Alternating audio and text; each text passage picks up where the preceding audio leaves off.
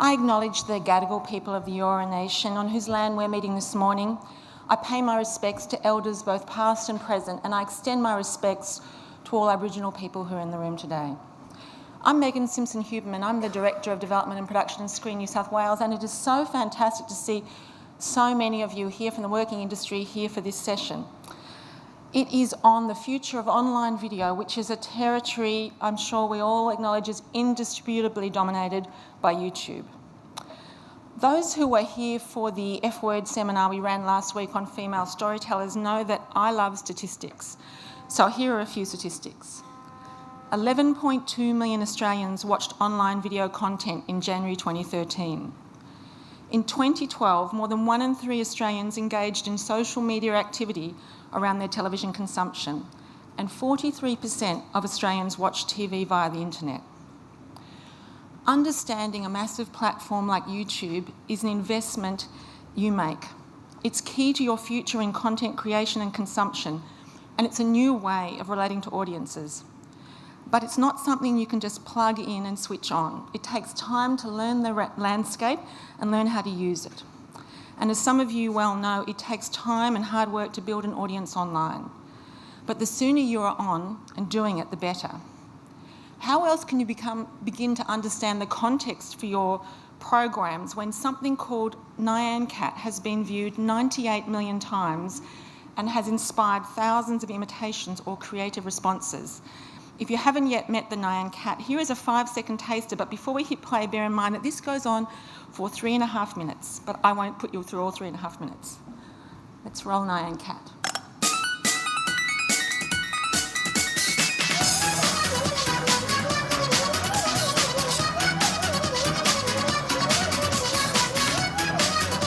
And that gives you an idea. 98 million views. We can also learn something about the YouTubian production sensibility of brand promotion from the $1 Shave Club, a 3-minute piece of content that's not quite a short film, not quite an ad, and certainly not in a form that could have been shown on free-to-air TV. 10 million people have chosen to watch this. Let's have a look. Hi, I'm Mike, founder of DollarShaveClub.com. What is DollarShaveClub.com? Well, for $1 a month, we send high-quality razors right to your door. Yeah, $1. Are the blades any good? No. Our blades are f***ing great. Each razor has stainless steel blades, an aloe vera lubricating strip, and a pivot head. It's so gentle a toddler could use it. And do you like spending $20 a month on brand name razors? 19 go to Roger Federer. I'm good at tennis. And do you think your razor needs a vibrating handle, a flashlight, a back scratcher, and 10 blades? Your handsome-ass grandfather had 1 blade and polio. Looking good, pop up! Stop paying for shave tech you don't need. And stop forgetting to buy your blades every month. Alejandro and I are going to ship them right to you.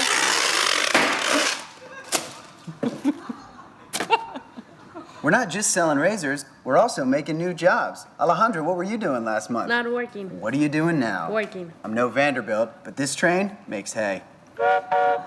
So stop forgetting to buy your blades every month and start deciding where you're going to stack all those dollar bills I'm saving you. We are DollarShaveClub.com, and the party is on.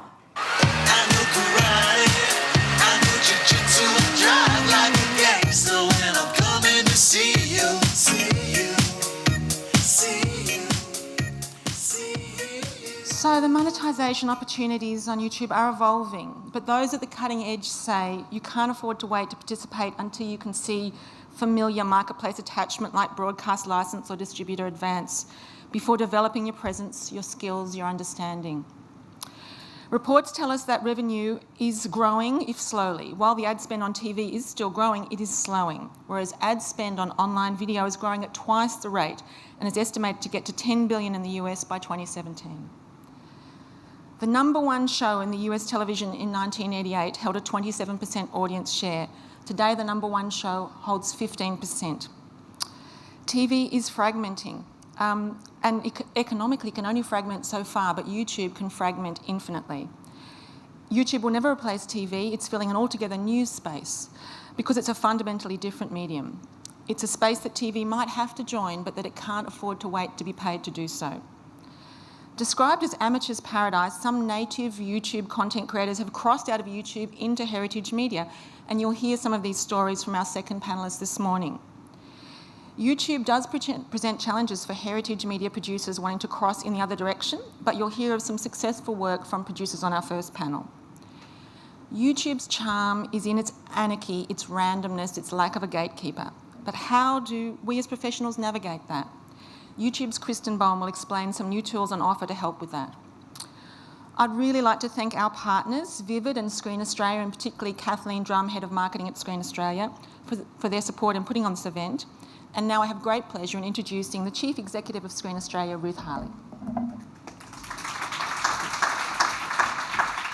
Hey everybody, this looks really fantastic gathering this morning. And I think, well certainly I'm going to wag what I'm supposed to be doing next and do this instead. Screen Australia is really thrilled to be partnering with Screen New South Wales and Vivid on the event. It's like going to the cinema or watching TV.